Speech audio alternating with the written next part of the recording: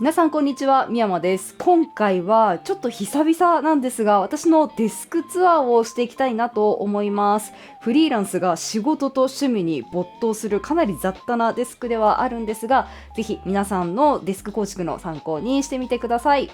でまずはこちら、いつも座っている椅子からですね、岡村のシルフィーになります。色とかパーツとかがカスタマイズできるような椅子になっていて、この YouTube を始める前から社会人の頃から愛用しているものなんですが、未だにですねへたれることなく現役でバリバリ使えるような感じになってます。宇宙船っぽい SF 感のあるデザインにしたいなっていうのがあったので、ここの後ろのパーツとかすべてホワイトで揃えてみました。で背中の部分は蒸れにくいようにメッシュ素材にしているっていうような感じですね。で座面と背もたれの他に、ここのアームレストに関しても高さ調整ができるような感じになってますし、あとここの角度調整に関しても可能になってます。こちらのデスク本体ですね、天板と足に関してなんですが、足に関しては電動昇降用のフレキシスポット E8 を使っています。ここの隅っこにコントローラーがあるんですが、このコントローラーで簡単に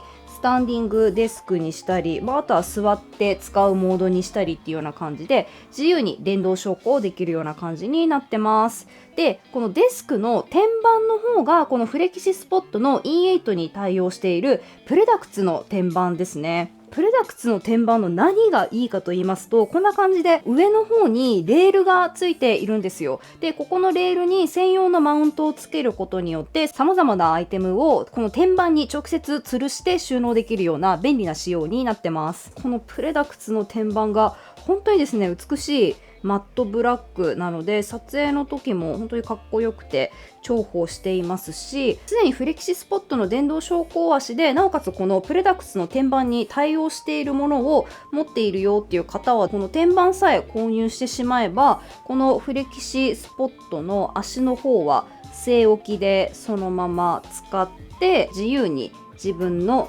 好きな位置にこんな感じで天板を高さ調整してあげるっていうことが可能になってます。で続いてはパソコン関係についてまとめてご紹介していこうかなと思います。使用しているパソコンは M1Max チップを搭載した MacBook Pro 14インチですね。カラーはスペースグレーになります。これ2022年の2月とかに購入したものなんですけど、本当に調子が良くて全く買い替える必要がないかなっていう風に思っています。でデスクの右側面の奥の方に3話ダイレクトのパソコンを差し込んで収納しておく用のデスクサイドホルダーがあるんですけど、そこにこんな感じで MacBook を挿してクラムシェルモードにしてディスプレイにつないで使ってるっていうような感じです。本当はこのプレダクツのもっと真下の見えないところにこの MacBook を収納することもできるんですけど、私の場合は結構頻繁に取り出すことが多かったりとか、こんな感じでパソコンとモニターを並べてたまにデュアルディスプレイっぽい使い方をしたりすることも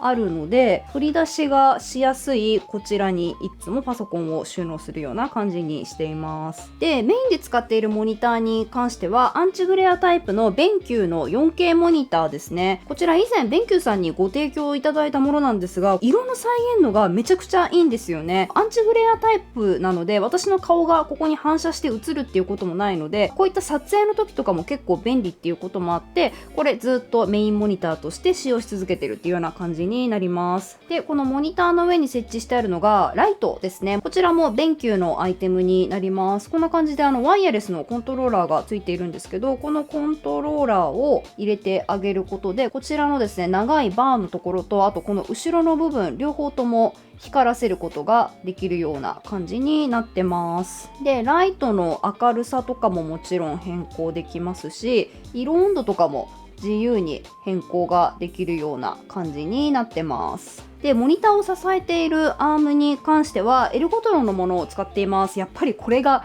一番安心感ありますね。全く歪むこともないですし、27インチのディスプレイであれば何の問題もなく高さ調整とか角度調整とかもできるような感じになってます。で私はいつもですねこのエルゴトロンのモニターアームの上にこちらのエレコムの超強力クリーニングクロスですね。あらゆるホコリ、皮脂汚れをですね、もうさっと軽く撫でるだけで取ってくれるっていう、もうめちゃくちゃ最強のクリーニングクロスがあるんですけど、この子がですね、グレーで結構ブラックのデスクの上に置いとくと目立つんですよ。なのでエルゴトロンのアームの上にいつもこんな感じで置いて見えないように収納するような感じにしています。で続いてがキーボードに関してなんですが、キーボードはアミロのものを使用しています。すいません、これもう多分在庫切りで買えないような感じになっているんですが、指先に負荷をかけることなくこうパーッと文字を打てるっていう点で非常に気に入っています。こちらのリストレストに関してはレイザーのものを使用しています。ここのクッション部分に冷却ジェルが入っているので、手が汗ばむことなく常に快適に使えるっていう点で非常に気に入ってます。でマウスに関してはちょっとちっちゃめサイズの方が腱鞘炎が悪化しないっていうのがあるので、ロジクールの MX Anywhere 3S を使用しています。ここの親指を置く近くにファンクションボタンが2つと、あと通常の右クリック左クリックと、あと超高速回転してくれるこのホイールがついているっていうような感じですね。でマウスパッドに関してはエレコムのフィッティオハイタイプですね。ここのですね分厚さが結構厚めのものになっていて、あとなおかつこれ衝撃クッション用のジェルが結構優秀でして、腱鞘炎気になる方とかには非常におすすめのマウスパッドになってます。続いてはオーディオ系のアイテムをまとめてご紹介します。オーディオ系のものはだいたいこの右側面のパソコンの近くに集約していて、一番ですねメインで使っているヘッドホンがこちらですね。オーディオテクニカの ATH-HL7BT になります。ワイヤレスで使うこともできるんですけど、動画編集をするときは付属の有線ケーブルを使って有線接続で使用することの方が多いですかね。でこのヘッドホンがですね、まずめちゃくちゃ軽いんですよ。ヘッドホン本体がものすごく軽い上に側圧が全然ないんですよね。なので5時間とか6時間とかそれ以上の時間つけっぱなしにしてても本当に耳とか頭が疲れないので、その点で非常に気に入ってます。でもう一つ家の中でよく使うヘッドホンが、これもオーディオテクニカから発売されているものなんですが、これプロフェッショナル向けのモニターヘッドホンとなっておりまして、めちゃくちゃ音質がいいんですよ。本当に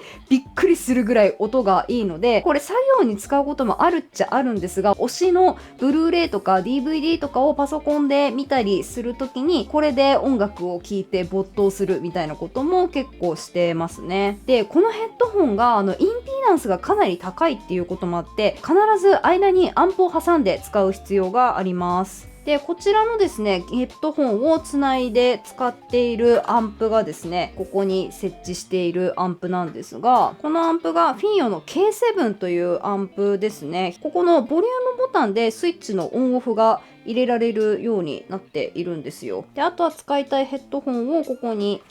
ポスッと差し込んであげればもうすぐに使うことができるっていうような感じで、使い勝手も良くて非常に気に入ってます。でヘッドホンに関してはこのプレダクツの天板につけるヘッドホン用のマウントがあるので、そちらを天板のレールに装着して、でヘッドホンを引っ掛けてっていうような感じで収納しています。でこちらのヘッドホンアンプに関しても、このプレダクツの天板にちょうどこのヘッドホンアンプぐらいの大きさのガジェットをピタッと固定してくっつけておく用の専用のマウントが売っているので、それを使用してこのデスクの天板にピタッとくっつけてるっていうような感じですね。でもう一つオーディオ機器でいうとこちらですね、サブチャンネルの収録によく使用しているマイクになります。マイク本体に関しては手話の SM7B を使用しています。この見た目のかっこよさがめちゃくちゃ気に入っているっていうのと、あと音がすごくいいんですよね。 USB 接続のタイプの同じ手話のものよりもやっぱりこっちを使った方がよりですねノイズが少なく、それでいて声自体もクリアっていうのも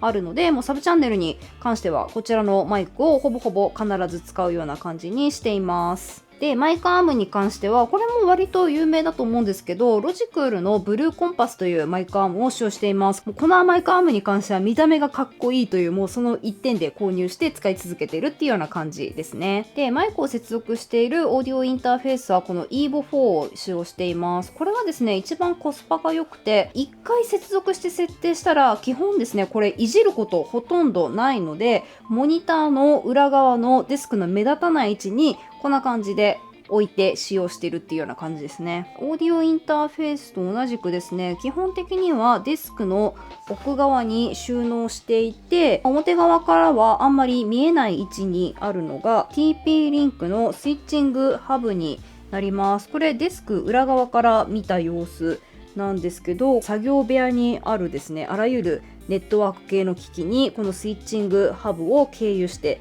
接続しているっていうような感じですね。フルフルで活用しているような状態なので、どのケーブルが何の機器に接続しているのか分かるようにちゃんとですね、タグを一個一個書いて管理しているような感じにしています。で、このスイッチングハブがめちゃくちゃ熱くなるので、少しでも放熱性が良くなるようにデスクの上に直接置くのではなく、このヒートシンクの上にですね TP リンクのスイッチングハブを乗せて設置しているっていうような感じにしています。続いてはですね、天板下にこんな感じで吊るして収納しているパソコン関連アイテムをいくつかご紹介していこうかなと思います。まずこの左下にですね、デデーンと大きく吊るしてあるものが Windows パソコンですね。サイコムで購入したものなんですが、スペックなど細かい部分は記しておくので、ご興味がある方はそちらをご確認いただければなと思います。 4K の動画編集とかは全く問題なくできるぐらいのスペックの Windows パソコンですね。このパソコンの上に一つだけアイテム置いておりまして、ロジクールの MX マスター 3S ですね。もう動画編集のお供にもうこれ以上ないぐらいのマウスなんですが、まずですね、この真ん中に高速ホイールがついていたりとか、あと親指の近くにファンクションボタンが、ここのサイドに2つ、あとここもファンクションボタンになっていたりとかして、でさらにですね、ここのファンクションボタンごとに自分の好きなショートカットを登録できたりとかして、しかもそれアプリごとに切り替えもできたりするんですよね。非常に便利なマウスなんですけど、ちょっと私にはこれ大きすぎて長時間使うと腱鞘炎の症状が出ちゃうので、この Windows パソコンを使う時だけこの子を使うっていうような感じにしています。で、この Windows パソコンはですね、一応無停電電源装置の方に接続して使うような感じにしています。で、Windows のパソコンについても無停電電源装置についてもデスクの天板から専用のマウントで吊るして収納しているっていうような感じにしています。で、デスク左下のこの Windows パソコンの側面がこんな感じになってます。ここの側面が金属製の板になっているので、マグネットで吸着するタイプのアイテムをこの辺にバワッとまとめて貼り付けて収納しているような感じにしています。まず1つ目がこちら CIO のフラットスパイラルケーブルですね。これ 1.5 メートルバージョンのちょっと大きめサイズのものになります。ここのケーブルにマグネットが仕込まれているので、普通に使うときはこうやってビローンと伸ばして、で USB-C ケーブルとして使ってあげるっていうような感じなんですけど、で使い終わったらケーブルをですね、この磁石の力を利用してこんな感じでくるくるくるっと簡単にまとめることができるので、ケーブル出しっぱなしにせずになるべく使う時だけ出したいみたいな方には結構おすすめのアイテムになってます。でこちらがもう見ていただいた通り定規ですね。30センチ定規になります。緑から出ているものでして、ここの背面にマグネットが仕込まれているので、金属面にピタッと這わせて収納することができる便利な定規ですね。使う時だけ取り出すっていうような感じにしてます。ブラックで結構かっこいいんですよね。でこちらはアルミ製の段ボールカッターですね。こんな感じでパカッと開いてあげると、ここに刃先が出るようになるので、あとは段ボールを切る時にこうスッとそのまま押し付けて引いてあげたら、スパッと綺麗に段ボールとかシールとかが切れるよっていうような便利アイテムになってます。結構デスク周りで段ボール開封することも多いので、これもデスクの近くに一つは置くような感じにしています。であともう一つマグネット系のアイテムでおすすめなのがこちらですね。マスキングテープ用のクイックテープカッターになります。こっちの裏側のところにマグネットが仕込まれているので、金属面にピタッと貼り付けて収納することができる便利なアイテムなんですけど、ここのですね、引きボタンの部分を1回カシャッと引いてあげると、こんな感じで決まった量のテープが出るような仕組みになっているんですよ。で、だいたいこれ2回こんな感じで引いてあげると、文字がちょうど書きやすいような長さがこんな感じで出てくれるので、あとはここにですね、カッターが仕込まれているので、軽く引っ張ってあげれば綺麗にマスキングテープが切れるよっていうような便利アイテムになってます。で、さらにですね、ここのデスク左側面のこのパソコンのすぐ近くの方には、ここにヘッドホン引っ掛けてあります。このヘッドホンはこんな感じでデスクの天板に簡単に挟んでおけるようなヘッドホンホルダーがあるので、それを使ってここにヘッドホン2つを収納しているっていうような感じですね。ちなみにこちらこんな感じで角度を変えたりすることもできますし、1箇所しか使わなくていいやっていう時は重ねてしまって1つだけヘッドホンを吊るして置いておくみたいなこともできるようになってます。で、ここに吊るして収納しているヘッドホン1つ目がオーディオテクニカのものですね。これ結構お値段がお安めのヘッドホンになっておりまして、このスタンディングデスク状態にして踏み台昇降しながら推しちゃんたちのブルーレイとか見たりするときによく使ってますね。なので汗かきそうな時とかでも音は聞きたいみたいな時にこちらのヘッドホンよく重宝してます。で、もう一つこちら側に引っ掛けているヘッドホンがソニーの WH-1000X-M6 ですね。ソニーの一番最新のフラッグシップのワイヤレスヘッドホンになってます。ノイズキャンセリング機能も結構強めということで、音楽に没頭したい時とかによくこちら使うような感じですね。で、天板下のですね、真ん中にはエレコムの電源10個口のものを設置しています。これ電源タップの裏側にマグネットが入っているだけなので、簡単にですね、取り外したり、あと場所を移動したりすることができるような感じになってます。続いてこちら、右側天板下になりますね。MacBook の近くに吊るしてあるものなんですが、ユーグリーンの NAS シンクになります。TXP4800 プラスというモデルを使用していて、これ中にハードディスクが入っていて、ネットワーク経由でデータを保存したり、あとは取り出したりすることができる便利なガジェットアイテムになってます。以前ユーグリーンさんからご提供いただいたものなんですけども、本当に便利すぎて私の動画編集生活にはもう欠かせないものになってますね。で、このユーグリーンの NAS の上に置いてあるのがこちらですね、イーサネットアダプターになります。これ OWC のものなんですけど、このイーサネットアダプターを使ってパソコンと NAS をつなぐことによってより高速で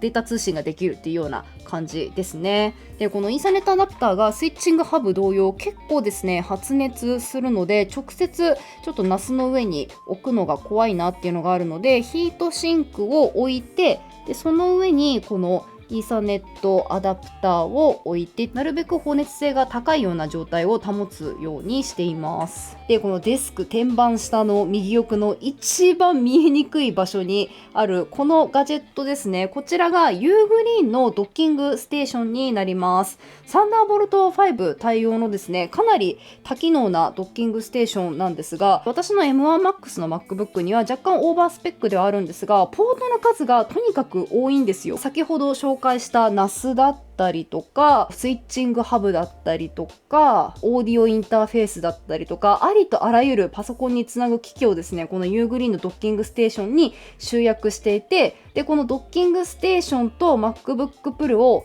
たった1本のケーブルをつなぐだけでもう全てのガジェットに接続できるっていうような感じにしています。で、デスク周りのケーブルに関してはですね、全てデスクの背面に装着しているこのメッシュケーブルホルダーの中にもうガジャーっと入れるような感じにしています。で、このケーブルホルダー自体はプレダクツ専用のものではあるんですが、これとですね、本当にそっくりのアイテムがサンワダイレクトからも発売されていて、私と同じようにですね、あんまり細かい配線整理はしたくないと、もうこういった大きめのメッシュトレイの中にもうガシャガシャっとケーブル入れるだけで終わりにしたいみたいな方は、そのサンワダイレクトのケーブルトレイ使っていただければ似たような感じでケーブルの配線整理できると思うので、そちらチェックしてみてください。続いてはですね、デスク上に置いてある細かいアイテム類をいろいろまとめてご紹介していけたらなと思います。まずちょっとこの奥の方からいきますか。デスク一番奥の普段はモニターに隠れて見えない位置にあるものなんですが、これがアンカーの充電器ですね。なんとこの充電器、ここの側面にこんな感じで巻き取り式の引っ張って取り出せる USB-C ケーブルが内蔵されているんですよ。向かって左側に1つと、向かって右側に1つですね、こんな感じで USB ケーブルが内蔵されているので、ここからケーブル引っ張ってきてあげるだけで簡単にマウスだったりスマートフォンだったりを充電することができるっていうような感じになってます。で、さらにですね、これ向かって右側の側面には USB-A と USB-C のポートもついているので、ここのポートに別途有線ケーブルを接続して充電するっていうこともできるようになってます。で、さらに背面にはですね、電源プラグをさせるところが1、2、3箇所もついているので、これ自体を電源タップとして使うこともできるようになってます。デスク周りで使うには結構便利な充電アイテムの一つなんじゃないかなと思います。で、アンカーの充電器のすぐ隣にあるこちらのですね、ポールなんですけど、これは俯瞰撮影用のカメラアームですね。私みたいに YouTube 撮影してるよとか、何かしらの理由でデスクの上で俯瞰撮影したいんだみたいな方には結構便利に使っていただけるアイテムなんじゃないかなと思います。で、こちらの奥に置いてあるものはカレンダーですね。動画制作している時のスケジュールをパッと確認したい時とかに使っているっていうような感じですね。シンプルな月曜始まりの卓上カレンダーが欲しいっていう方には結構おすすめです。で、カレンダーの前に置いてあるこちらのですね、タイマーっぽいアイテムなんですが、これ最近気に入っていて結構高頻度で使っているものなんですけど、この真ん中のつまみをですね、セットしたいタイマーの分数だけこんな感じでググっと伸ばしてあげます。例えばポモドーロするんだったら25分のところまでこういう風につまみを移動してあげて、で、あとは時間が来たらお知らせしてくれるっていうような、もう本当に普通のタイマーなんですけど、時間が来た時のお知らせを音でお知らせするのか光でお知らせするのか選べるんですよ。これ今音モード、音でお知らせモードにしてるんですけど、そうするとこんな感じでアラーム音でお知らせしてくれて、で、アラームを止めたい時はこの大きいボタンを押してあげると止まるようになってます。で、音ではなく光で知らせてほしいなっていう時ですね、例えば音楽ガンガン聴きながらタイマー使ってる時とかは音鳴っても気づけないと思うので、そういう時はですね、ちっちゃい方のボタンを1回グッと押し込んであげてからタイマーをさっきと同じようにセットしてあげるとですね、時間が来たら、はい、じゃじゃん、こんな感じでここがピカピカ光ってお知らせしてくれるんですよ。3、40センチ離れてても結構ここの光が目に入ってきてくれるんですよね。意外と気づくなっていうのがあるので、最近は音楽ガンガン聴きながら作業してる時とか、あと本読んでる時とかはこちらのタイマーをよく使っていますね。で、ここの手前に置いているメモ帳なんですが、これは作業中に思いついたタスクとかをパッとメモするための、もう本当にただのメモ帳ですね。メモ帳本体に関してはロディアのものですね。で、方眼タイプになってるのでタスクとか書き込みやすくて結構気に入ってます。で、私何か書くときは下敷き使いたいタイプなので、これほぼ日手帳用の下敷きが余っていたので、いつもこの下敷きをこんな感じで刺して、で、近くにペンを置いてスマホにメモするとスマホで SNS 見始めちゃったりとかするっていうのがあるので、もうとにかく作業に集中しているときはなるべくこの紙のメモ帳に思いついたことを書くっていうような感じにしています。で、ペンに関してはこれジェットストリームのものですね。 0.38 っていう結構細めのボールペンなんですけど、見た目がかっこいいのと、あとやっぱりジェットストリームっていうこともあって書き味も非常に良くて気に入ってます。で、あとはですね、視界に入るところにはこんな感じで推しちゃんのグッズをよく置いてますね。で、こちらがアクリル製のトレカスタンドですね。これ確か Amazon でも楽天でも購入できる結構透明度の高いアクリルでできたものなので、トレカできれば自分の目に見えるところで飾りたいなみたいな方には結構おすすめのアイテムです。で、こちらのポストカードを入れているフォトスタンドが IKEA のローダルムというフォトフレームですね。これ結構質が高くてスタンドもついているので、デスク上に推しちゃんのポストカードとか、あと家族との写真とか飾っておきたいよみたいな方には非常におすすめになってます。で、デスク左側はこんな感じですね。ノートとか本とか、細々したものを結構雑多に置いておくスペースになってます。一番奥の推しグループ INI の写真を立てかけているフォトフレーム、こちらも IKEA から発売されているものですね。で、フォトフレームの手前に置いてあるこちらのキューブがですね、アンカーから発売されているワイヤレス充電器になります。この背面に USB-C ポートがついているので、このポートにケーブルを挿すことで様々なデバイスがワイヤレス充電できるようになる結構便利なアイテムになってます。ここの上の部分ではマグセーフ対応の充電ができるようになっていて、この背面の部分ではワイヤレスイヤホンとかの充電ができるようになってます。で、収納式になっているこのちっちゃい部分では Apple Watch が充電できるようになってます。で、この奥に本がいくつか立てかけてあると思うんですが、これがブックスタンドですね。伸縮タイプのブックスタンドになっていて、冊数が少ない時はこんな感じでギュッとまとめておけるし、もっとここに差し込む冊数増やしたいなみたいな時はこうやって簡単に広げることができるようになってます。結構ですね、広げるとたくさん本が入るので、この点でも気に入ってますね。最近芥川賞を受賞した本とか直木賞を受賞した本とか、あんまり積まずにすぐに読みたいなっていう本をここに優先的に置いてるっていうような感じですね。で、ブックスタンドの前のこの辺のちょっと広めのスペースにはよく使うノートとか手帳とかを雑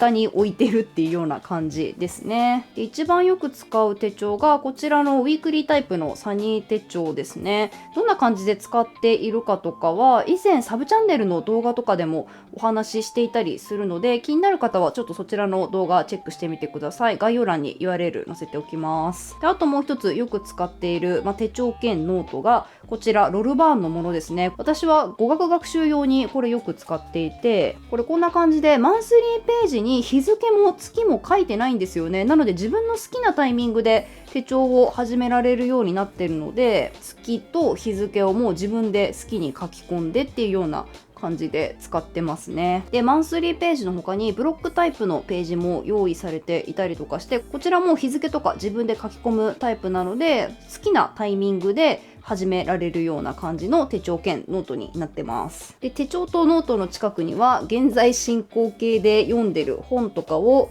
雑多に置いてあるっていうような感じですね。今はこちら右側のストーリーが世界を滅ぼすっていう人文系の本と、ちょっと前の芥川賞作品のハンチバックですね。今これちょうど読んでてもうすぐ読み終わりそうな感じになってます。で、こちらのストーリーが世界を滅ぼすには、阿蘇さんから発売されている透明なブックカバーですね。クリアブックカバー。フォグを装着しています。これもう私の動画で何回も紹介しているアイテムなんですけど、表紙が程よく透けて可愛いよっていうのと、あとここのステッチのカラーとお揃いの紐しおりもこんな感じでついていたりするので、このカラー展開がたくさんあるのも可愛いんですよね。しかも非常に撥水性のある素材でできているので、本家の中だけではなく結構外に持ち歩くことが多いよみたいな方にもおすすめのブックカバーになってます。で、私の場合はこのブックカバーの表紙にココ付箋クリップという